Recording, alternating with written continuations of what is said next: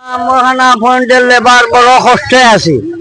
আমরা মাননীয় সরকার, আমরা মহানা ফন্ড আজকে 3 মাস যাবত যার খাম খাজ খুঁজতে নাই সাপ, আমরা কিভাবে বাঁচবো আর কিভাবে চলবো? আমরা তো চলার কোনো আমরা সাহায্য কেউ দেখব নাই। আমরা কিভাবে চলবো আর কিভাবে খাইবো? আমরা তো কষ্টে দিন যার গড় ভাড়া দর ভাড়া ই চলছে, আমরা দিতাম পারতাছি না। আমরা কিভাবে চলতাম আর খাইতাম?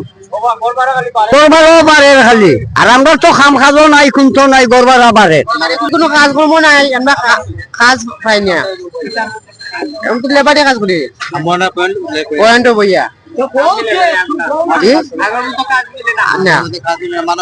আগে মতো কাজ মিলে না।